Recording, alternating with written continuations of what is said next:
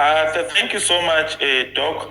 There is Njabulo, or Njabulo is the one who was speaking. No, it was Comrade. No, it's Comrade. Njabulo ngena baba. Morning, good morning. I hope you guys are all good, and a very special thank you to the Girl Table for organizing this space, and Umzala Tom Loputusipo. I think it has been a lovely and very informative presentation, and we are very, very much grateful for us to get such conversation. My question, Putusipo Bana, who do we apportion this genocide to? Was it the government of Zimbabwe that committed this genocide, or was it ZANU-PF that committed this genocide? Why I'm saying this is because when you read through, I read through the Catholic and the report that they wrote about the Gukurahundi. First part, they mentioned the 5th Brigade, like from your 82, 83, they speak about the 5th Brigade. Then when you get to 83, when you get some part of 84, you get the peace committing some atrocities in Matebele and in Midlands. Then from there, you also get the Youth Brigade, ZANU-PF Youth Brigade, during the election, 84, end of 84, 85. It was the ZANU Youth Brigade that will go into Emakaya and everywhere and do these things. So my question, who really committed? Was it a state sanctioned act, or it was a ZANU-PF sanctioned act? Who was really behind that orchestration? Let's go out there, let's fight this. And also on the other thing is the issue that, because when we have these debates, you'll discover there are people that also come up and say, no, they were dissident. And most of the reports and my limited research that I've done, I have discovered that in all the reports, they don't account for more than 200 dissidents, but the death, the casualties are more than 3,000-4,000 somewhere there, because I think there is a number which is exaggerated when we say no 20,000 whatever, but the reports that I get, you'll find that there are reported cases of less than 5,000 or so people that were locals and that were killed during that time. And you discover... Okay, let me hold you there, Njabulo. Those figures were based on specific regions and specific studies for particular times. They did not cover the entire region. And if you read that report, it qualifies the numbers that it gives based on the limitations of their access to information and all. So you find now Kulumang 5,000 is 5,000 at a particular time, at a particular year. So let's be clear about this issue of numbers. That report doesn't give a collective total number of figures from 82 to 87, and it doesn't cover the entire region. It was in specific places where they went and they came up with the figures that they did. You may go ahead. No, it's because that's why it's confined actually to Cholocho. It's not the whole of Matebeleland or the Midlands. Yeah. Oh no, thank you so much, Zalatom. And I think we also needed that clarity, especially when we are speaking on this whole issue. So my second question was based on Bana. When we are looking at these Lokuzen, you'll find Bana, the number of dissidents that are being mentioned to say, no, we are fighting the dissidents. They don't equate to the number of the casualties or people that ended up dying or that were killed during the Gukurahundi. So we need to also, maybe when Uputusipo is coming in, to cancel off this notion to say it was a war it was what, because I've heard a lot of people that have came up and say, no, it was a war against the terrorists, it was a war against the armed dissidents. But maybe you can shed more light, Bana, how was this thing, how was the setup or the environment when we are going to equate it in terms of speculation? So I would know they were fighting the dissidents, but when we research on the number of dissidents, they are too low for the versus the number of people that ended up dying during Gukurahundi. I hope it's on again. Thank you so much, Zalato. Thanks, Njabulo. We'll take Udumi as the last speaker, and then we hand over to Malunga to continue. Thank you very much, Zalatom, Dr. Malunga. Maybe my question is what is around the issue of time and the perpetrators. Say we come to a point where all the direct perpetrators are gone. Can the state be held accountable as government for the atrocities? And maybe my second question is on the current Gukurahundi hearing and maybe looking at forms of justice that victims can receive now. What forms of justice do you perceive from a legal perspective allowable or attainable given the current context? Thank you very much.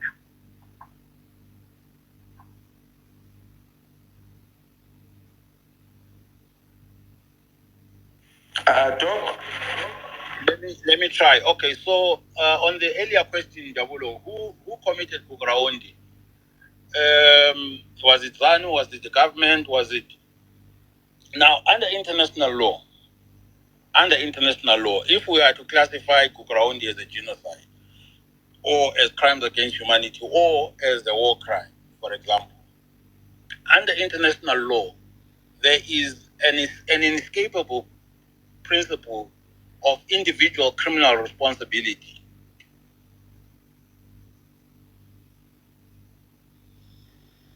Committed, not just under international law, but under domestic law. First and foremost, crimes are committed by men and women, people. They may instrumentalize their positions. Sometimes they instrumentalize the institutions they lead. Sometimes they institutionalize the money, the resources they have. They deploy this to commit crimes. But primarily, the accountability for the genocide in Matabeleland and Midlands, Gukurahundi, rests with the perpetrators of the crime. And I have a paper, which I'm hoping at some point we'll also discuss, that evaluates the individual criminal responsibility of Gukurahundi perpetrators. And basically, the principle is a simple one. Anybody who commits a crime is individually criminally responsible. And you commit a crime in many ways, whether it's a domestic crime and an international crime. You commit a crime by planning it. You design the crime. Bank robbery. You may not be at the scene robbing, but you design it. You commit a crime by ordering it. You order someone to go and commit a crime. You tell people go and kill people. You may not be there yourself killing. Those are forms of participation in crimes. You can commit a crime by aiding and abetting it, providing the means to commit the crime. A gun, a car, poison. You may not necessarily be the one that administers the poison, but you may be part of committing that crime. You commit a crime by being part of a joint criminal enterprise. You come together as a gang. Your objective is to rob and kill people, even if you are not the one that pulls the trigger, even if you are outside the bank in the car waiting for the people to come with the loot. You are as good as the person who pulls the trigger in the bank if they kill. So that's a completely different debate. There's also another debate around culpability, which is called system criminality. We can talk about this. I think this deserves a separate conversation. I've written a paper on individual criminal responsibility.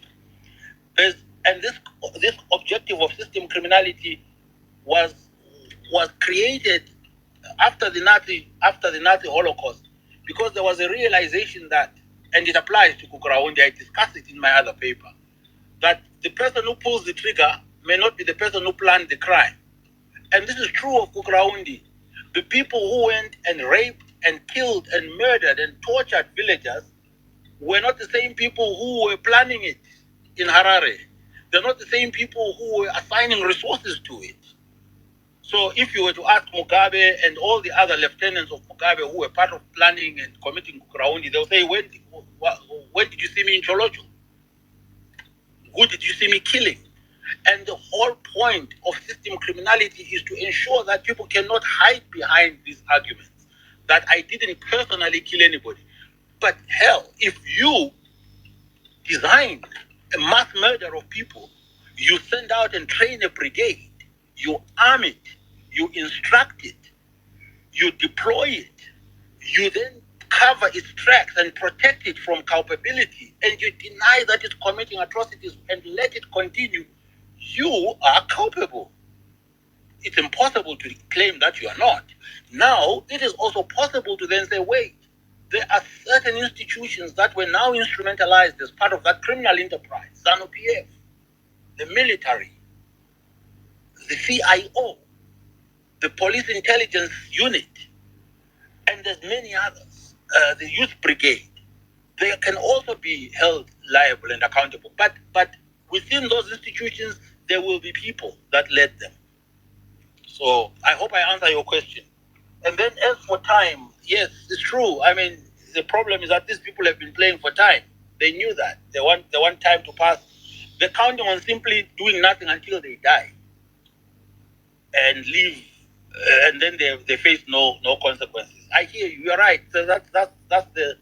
But you see, the tragedy of it is that for them is that international crimes don't prescribe. That's why, and sadly, of course, with what the Jewish, not the Jewish, I have to be very careful about my use. The Israeli government has done in Gaza, it's quite tragic. But that's why, for example, the Nazis were pursued up until their 90s, because no matter how old you are, and even if they die, you know that was it Cromwell who was tried in the UK. After he died, they hanged him. They dug up his body, and they hanged his skeleton after he had died. But anyway, the point for me is this: it's absolutely critical that the current leaders address Gukurahundi as a preemptive measure, not just for themselves, but to settle this matter. We'll talk about all these other things. Time is important. I don't believe the hearings will address Gukurahundi. They cannot, because how does a hearing by chiefs address a genocide? We all know what is supposed to happen is a genocide. And a crime against humanity. Okay, thank you so much, Doc. To those who have just joined this space, we are discussing the paper written by Dr. Siphosami Malunga. The paper's title is The Killing Fields of Matebeleland, an examination of the Gukurahundi genocide in Zimbabwe. This paper was published in the African Yearbook on International Humanitarian Law. Dr. Siphosami Malunga has been investigating this topic from an international law point of view, and has published a lot of papers, and even his PhD thesis was premised on this topic. Maybe, Doc, you can help us by identifying some of the papers that you have written as well, for the benefit of those who may want to do some further reading, and also maybe a summary of what your dissertation covered and how people can access it if it is available. After that, we will then go back to this paper and see how we can move forward on it. Okay, no, thank you so much. You're putting me on the spot, Nzala. So, yeah, I mean, for those who asked for it, I've always shared my dissertation, and those who have it, please share it to whoever wants to read it. But I've written quite a number of papers now, published as book chapters and also as journals. I think up now almost 10 of them. So there's one that unpacks the atrocities. There's one that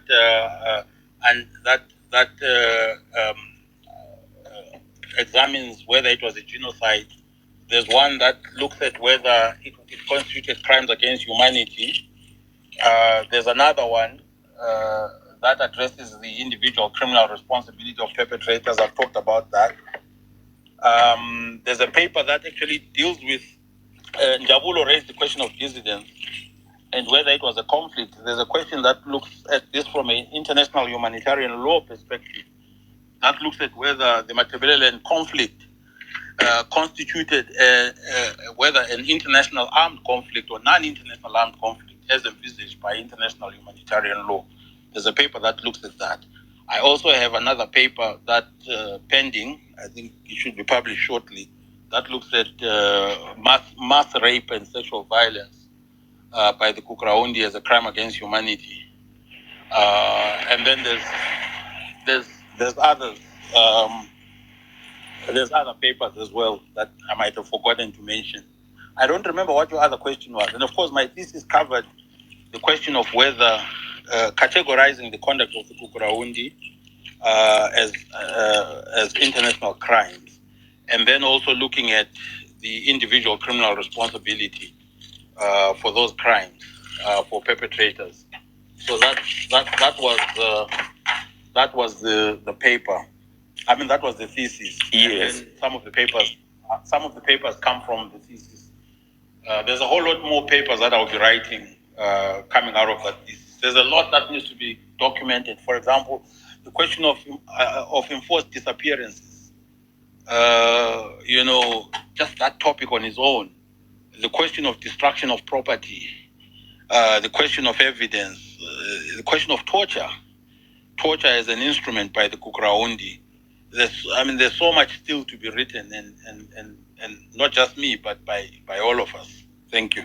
Okay, thank you so much. And then maybe just give us an overview of the paper we are discussing today, for the sake of those who just want to get a quick summary, and they can always read it later.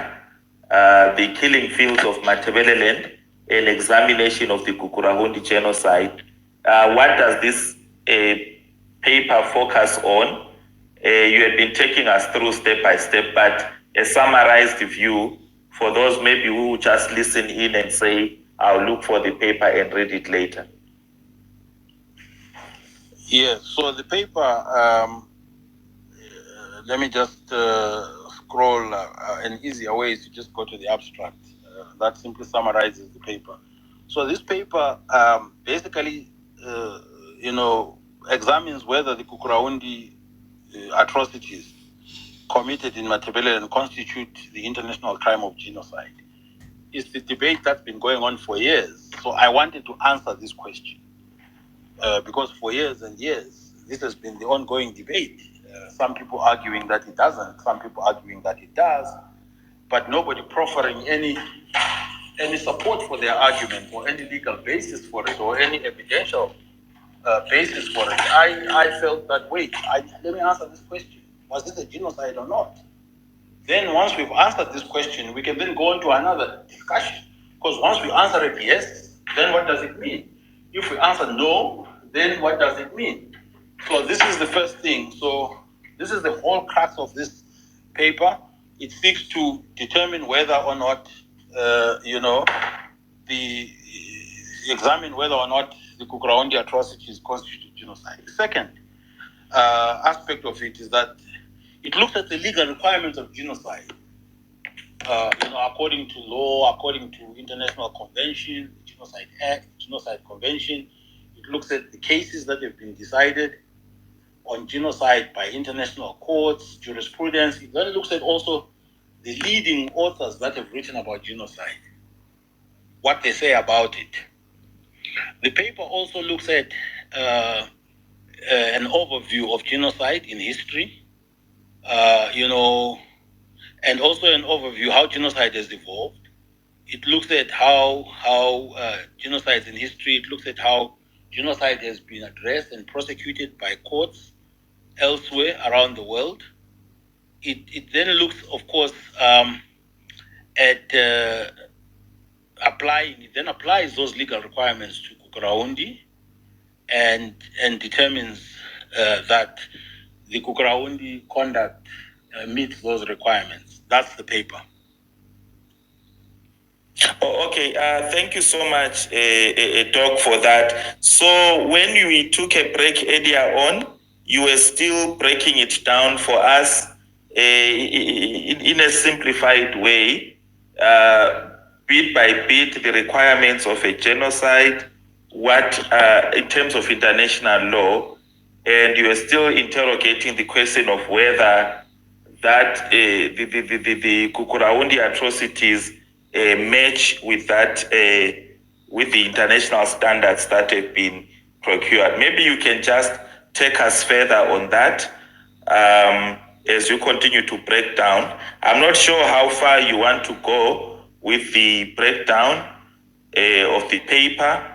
Then you can direct us how far you are prepared to go on that. Yes, sure. I'm mindful of the fact that people have been here for 2 hours, so I will try and see if I can condense the remaining part of my presentation. People can always find time to read it.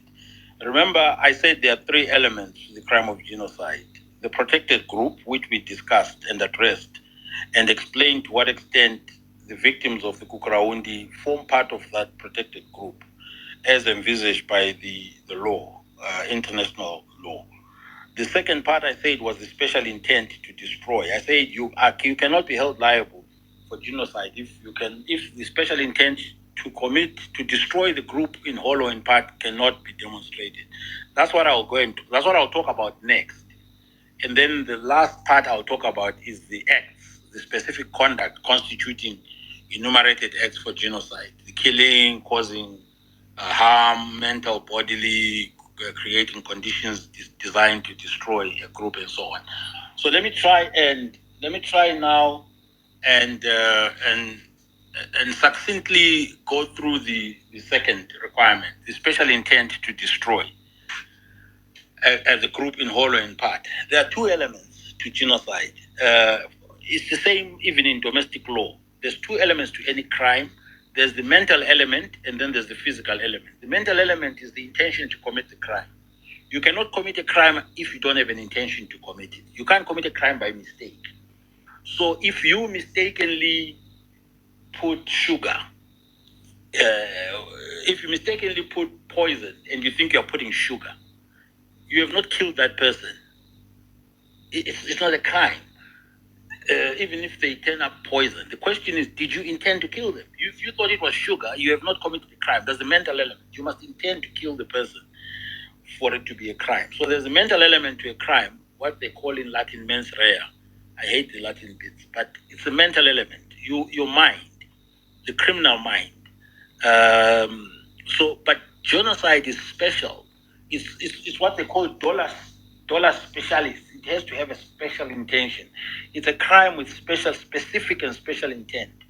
You have to intend to destroy in whole or in part the group. If you don't intend, if you kill people without intending to destroy, you have not committed genocide. It's something else. It's not genocide. So in this particular case, when we analyze intent, the threshold of proving intent for genocide is very high. It's exceptionally high. You have to show the person intended. You can't just say because you killed thousands of people you intended to commit genocide. No, the law cannot let that happen. You must intend to destroy the group. And there have to be some objective factors that when we're looking at this, we can only conclude that you intended. When you did this, when you did that, when you did this. And there also have to be some subjective factors. So things that you might have said yourself, things that you might have done, that other people saw you do, etc. That draw the conclusion. So the question of intent is very critical. Mental element, there has to be a mental element that's shown and proved and demonstrated. But it's also very easy for someone to say, okay, I've killed 20,000 people, but I never intended to commit genocide. I'm sorry. I just intended to kill 200 dissidents. The law is not so foolish. The law will also infer from a number of factors and a number of things and evidence available to it, your intent. You cannot, for example, drive at 200 kilometers an hour in a zone where there are children and claim that you didn't intend to kill them. So you can say that, but we'll look at your behavior. So basically, intent can be inferred from a number of factors. We can say, well, if you really didn't intend, you wouldn't have driven at this speed. We can also say, you could not have pointed a gun at a crowd and fired indiscriminately an AK-47, multiple rounds, an automatic rifle, and not intended to kill people. We are not that foolish. You may say you didn't, but we are saying you did. So we can infer, and I'll talk about circumstances, factors that point to genocidal intent. It's not just what you say that matters, vis-a-vis us assessing whether you have intention to commit a crime.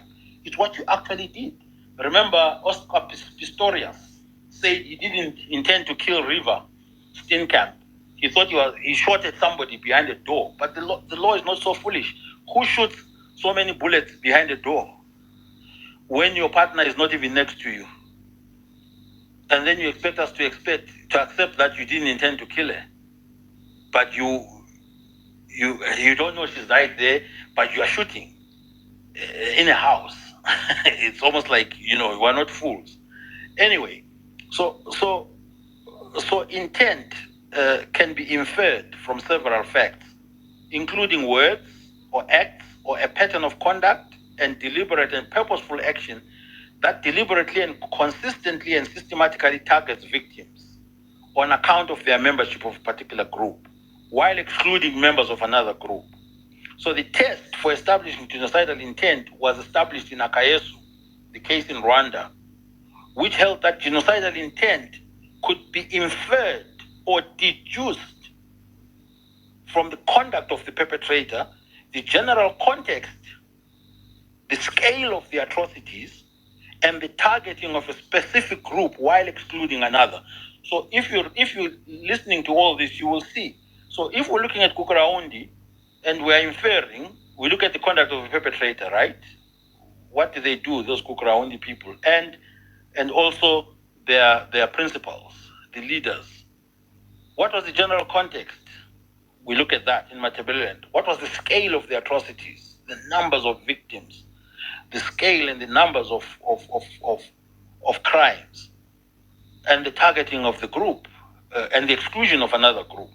So it's complex to determine intent. The courts have noted the complexity, but they also recognize that because it's hard to get into the mind of a person, and it's also foolish to accept the explanation of a person that I didn't intend to commit this crime. I just intended to kill 1,000 people, but I didn't want to commit genocide. The law says, wait, let us analyze everything.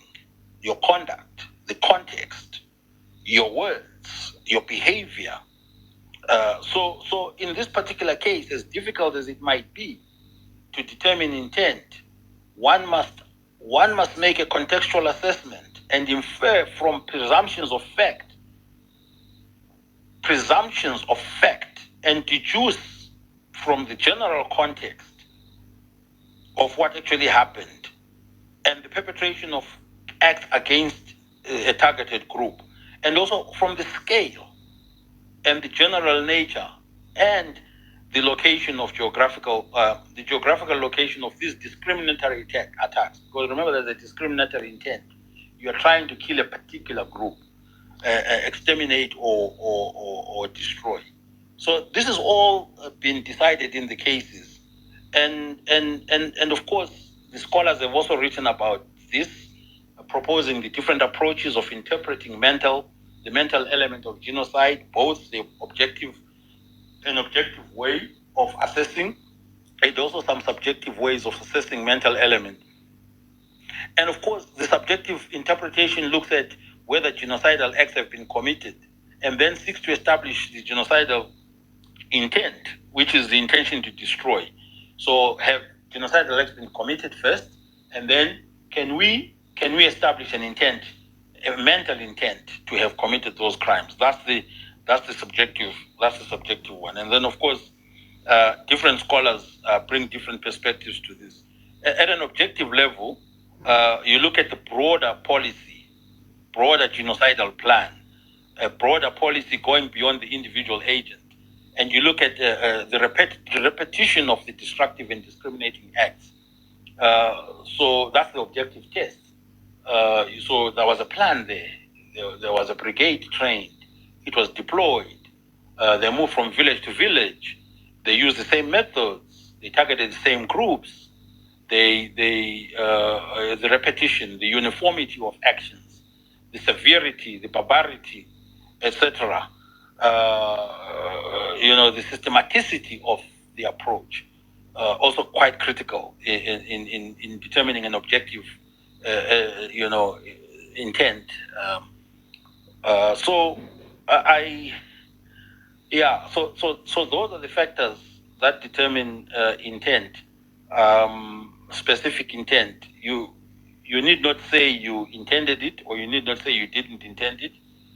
We will look at it, and the law will look at it and determine that it can only have been a genocide. Although genocide, and there's an agreement amongst genocide scholars that, genocide is not a number of it's not a game of numbers.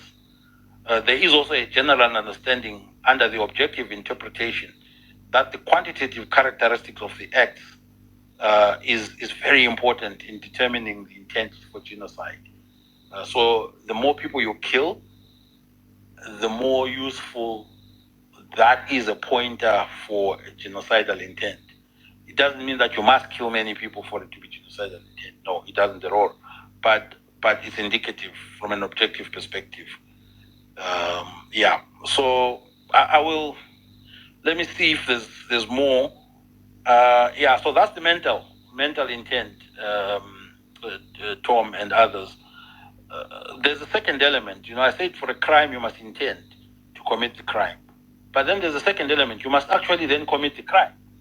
You must do something physically to make the crime a reality.